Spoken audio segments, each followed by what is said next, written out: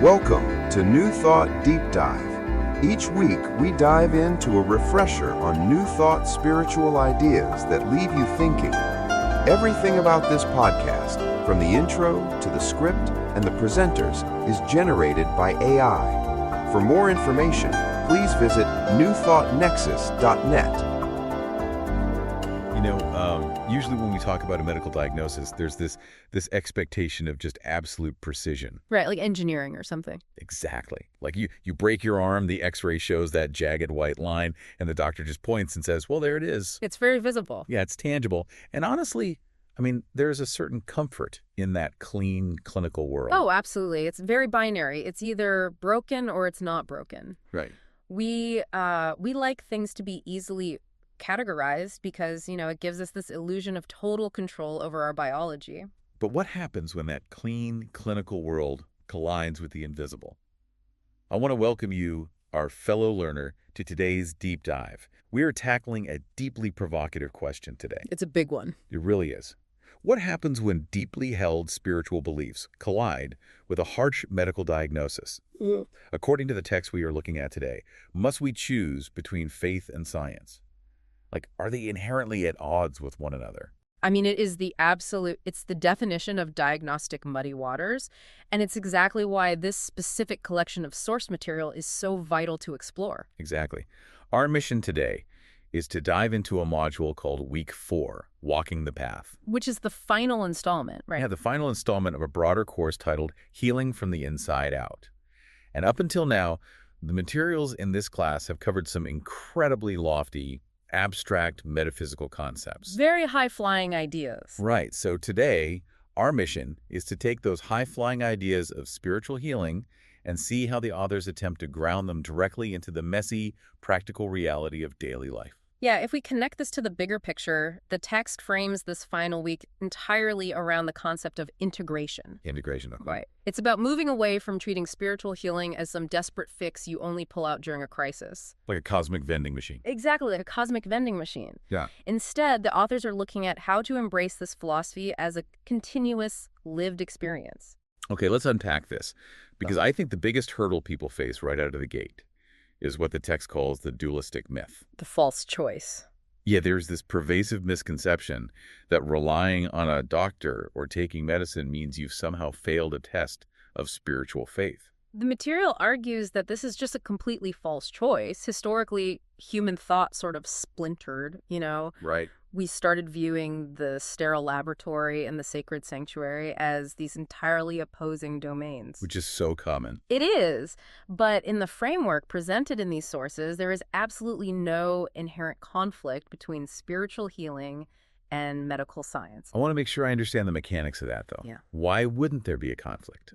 If you were praying for a miraculous healing, isn't taking a pill essentially saying, well, I don't trust the prayer to work? Not according to this philosophy. Because the texts define the divine as an everywhere present principle. Everywhere present. Right. If the whole of spirit is present at every single point in space, then it is logically just as active in a sterile laboratory, or in a surgeon's hands, or in the chemical composition of an antibiotic, as it is in a quiet sanctuary. Oh, wow. The framework suggests that God is in the medicine. That is a huge perspective shift. It is. The doctor is viewed as an agent of the exact same universal healing intelligence. I love the analogy the source material uses to illustrate this point. It's the classic boat in a flood scenario. You, the listener, have probably heard some variation of it. Oh, sure. It's a famous one. Yeah, so you're trapped on the roof of your house in a massive flood, praying for rescue. A boat comes by to save you, and you wave it off. Saying you're waiting for a miracle. Exactly. You say, no thanks, I'm waiting for Spirit to save me. The text points out that you've completely missed the point. Mm-hmm. The boat is the response. The medicine, the surgery, the physical therapy, those are the boats. What's fascinating here is how the text uses actual biological evidence to support this partnership. The authors bring up the historical findings of Dr. Richard C. Cabot. Cabot, right. Yes, he was a prominent physician and dean at Harvard Medical School. And his work is used here to prove the sheer mechanics of the body's inherent drive to survive. Wait, for the listener who might not be familiar, what exactly did Dr. Cabot find that ties into this spiritual framework? So, Cabot conducted extensive autopsies during his career, and he frequently discovered what he called the body's super wisdom. Super is Right. During these autopsies, he would find evidence of fatal conditions, things like severe internal stars from tuberculosis or massive infections. And the patients died from those. No, that's the thing. He found that the body had entirely healed those conditions on its own, Wait, really? Completely on its own? completely without the person's conscious intervention or even their awareness that they were ever sick to begin with. So the body is actually biased in favor of life, as the text puts it. Exactly. The physiological mechanics show that the body desperately wants to heal. In this framework, the doctor's role is simply to bind the wound, to remove the physical obstruction. But the healing itself. Yes, it is the inner intelligence, that endogenous from-within process that actually knits the microscopic cells back together. So science manages the physical effect, while spiritual consciousness addresses the underlying cause. They work in tandem. They aren't enemies. So to you listening right now, how does it change your next medical appointment if you view it through this lens of a divine partnership? It changes everything. It really does. Instead of walking to a clinic feeling fearful, viewing it as a purely mechanical, cold procedure, what if you walk in with the perspective that the doctor is just another instrument of your own inherent wholeness? The text actually suggests that shifting that perspective changes the entire atmosphere of your cellular environment. Which is wild to think about. It is, and that brings us to a crucial point about integration. If the body is fundamentally biased for life, how do the authors suggest we actively maintain this biological community on a daily basis? Which is such an interesting way to phrase it, by the way. The material insists you aren't just a machine. You are a community of 50 trillion intelligent cells. 50 trillion. Yeah. Your body is described as the soil of God life. So how do we steward that soil? The text argues we have to spiritualize the mundane. It's the realization that physical stewardship is not a concession to materialism. The authors reframe it as a profound spiritual responsibility. And this is where it gets very practical. Things we usually brush off as annoying chores are actually framed as sacred acts. Like what, for example? Well, eating good, nutritious food. The text says that is accepting a gift of substance from the universe. I like that. Getting a good night's sleep. That isn't just being lazy. It's providing a Sabbath for your cells to do their deepest repair work. A Sabbath for the cells. Right. And moving your body, going for a walk.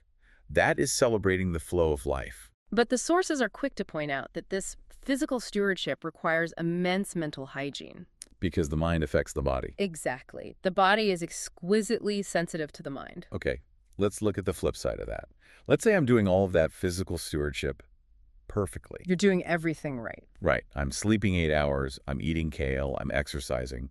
The sources suggest I could still completely sabotage myself mentally.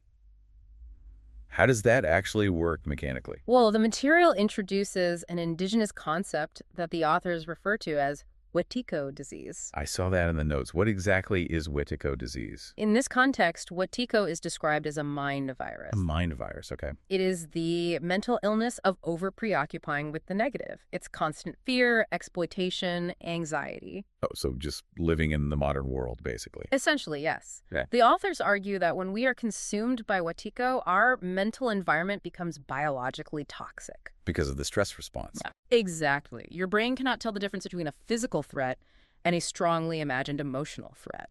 So if you are marinating in resentment, your body is constantly pumping out stress hormones. Which perfectly sets up the fly in the soup phenomenon mentioned in the reading. I think this analogy is brilliant for explaining the HOW behind all of this. It's a very visceral example. It really is. Imagine you are at a restaurant eating a perfectly nutritious, beautifully prepared bowl of soup. Sounds great. Right. Your body is ready to digest it. The vagus nerve is relaxed. But then you spot a dead fly floating in the broth. Oh, gross. Your appetite vanishes instantly. Instantly. The nutritional value of the soup hasn't changed one bit. The carrots are still carrots. The vitamins are still there. Exactly. But your consciousness shifted in a millisecond from ease to dis-ease. Dis-ease. I see what you did there. Right. Because of a single thought. Your fight or flight system kicks in, your digestion shuts down, and your stomach tightens. Just from noticing a fly. That biological reality perfectly illustrates why the authors insist that healing the consciousness is just non-negotiable. You have to deal with the mind first. You have to. If a single passing thought about a fly can physically shut down your digestive tract, imagine what decades of suppressed wetiko, like chronic anxiety, unresolved anger, or fear, are doing to your 50 trillion cells. It's keeping them in a constant state of physiological alarm. Precisely. This is why the text advocates for preventative conditioning. Preventive conditioning. Yes. The argument is that we have to clear out the mental blocks before they crystallize into physical pathology. So you're not just waiting to get sick to start praying or thinking positively. Right. Healing the consciousness is presented as necessary preventive maintenance. That way, our inner healing intelligence isn't constantly fighting against our own fearful neurological instructions. But let's be real for a second. Whoa. Even with the best physical stewardship, even with great mental hygiene, and avoiding that wetiko negativity, Challenges still arise. they do. Symptoms persist. Sometimes that medical report comes back, and it looks incredibly grim. It happens to the best of us. When that happens, how does this framework suggest we keep from spiraling into total panic? This raises an important question about spiritual endurance. When the physical appearances are terrifying, the practice shifts to what the authors call the high watch. They also refer to it as praying without ceasing, but they redefine what that means. right? Yes, they completely reframe it. They are not talking about constantly begging a distant deity for help. So no pleading. No pleading. In this material, praying without ceasing means maintaining a steady, unwavering mental perspective of wholeness. It means developing what they term an overcoming mind. An overcoming mind. Right. When you possess an overcoming mind, the text says you don't deny that the medical report exists. You don't pretend the pain isn't there. That's a relief. It's not toxic positivity. Not at all. But you attempt to look through the medical report to see the eternally whole divine original blueprint of your body. Here's where it gets really interesting. You're acknowledging the physical fact of the illness, but you refuse to give it ultimate power over the spiritual truth of your health. That's the core of it. That sounds incredibly difficult for the human ego, though. I mean, we want proof. We want to see the healing happening right now. Oh, it is extremely difficult. The sources use the law of growth to explain why our human impatience is actually so destructive to the healing process. Well, so? Well, nature works independently of our will. We have to comply with its process, not force it. They use the tomato seed analogy for this, which I think is great, but honestly, it needs a modern update. How would you update it? Okay, so the text says, if you plant a tomato seed in the soil, you know it has the inherent vitality to grow. But what happens if you dig up that seed every single morning to check if it has sprouted yet? You destroy the process. You kill the plant. Exactly. My modern update is that it's like hitting refresh on your browser, tracking a package every 3 seconds. Oh, that's perfect. Right. You aren't making the delivery truck drive any faster. You're just driving yourself crazy and draining your battery. That's a brilliant modern equivalent. The text argues we do the exact same thing with our bodies. We constantly check on it. Yes, we do our spiritual treatment, we align with wholeness, and then 10 minutes later we are obsessively checking our symptoms. Is the pain gone? Is the lump smaller? Did it work? And the material claims that obsessive checking actually acts as negative prayer. It does, because obsessively checking is rooted in anxiety. According to the text, that anxiety literally halts the endogenous healing process. Because you are digging up the seed. Yes. It creates what the literature calls a wobble. A wobble. If you aren't depthly centered in your conviction of health, the slightest pressure will knock you off balance. Like a new twinge of pain. Or a stressful medical bill, or a passing comment from a doctor. If you aren't grounded, you wobble. You lose your high watch. So how does the text propose we stop the wobble? The goal is to reach what the authors metaphorically call the seventh day of rest. The seventh day. Like the creation story. Exactly. But this isn't just taking a nap. It is described as a state of profound, deep faith where you actively stop struggling. You drop the anxiety. You drop it entirely. You establish the intention for healing, and then you lay it aside and let the law of life do the work. You stop trying to make it happen. And you allow it to happen. You leave the seed in the ground. Which is so much harder than it sounds. Taking action feels productive to us. Resting in faith feels terribly vulnerable. It goes against our survival instincts. It really does. But this brings up a massive question. If maintaining this high watch is that delicate for ourselves, if it takes that much focus to keep from digging up our own tomato seeds, Yes. how does the material suggest we can possibly help our loved ones when they're suffering without completely losing our own balance. That is presented as the ultimate test of the practitioner, and it requires us to radically rethink our human instincts. Okay, I'm listening. When someone we love is sick, our immediate natural reaction is to feel pity. We feel sorry for them. Wait, I have to stop you there. Are the sources actually claiming that feeling sympathy for a sick friend is making them worse? They are? Because to a lot of people, that's going to sound incredibly cold, if not bordering on victim blaming. How does the text justify that? It does sound cold initially, I agree, but the text justifies it through the mechanics of consciousness fields. The authors invoke something called Keeler's Law. Keeler's Law. What exactly is that? Because that sounds like a physics term dropped into a spiritual text. It essentially is borrowed from physics, specifically the concept of sympathetic resonance. Like striking a tuning fork. Exactly like a tuning fork.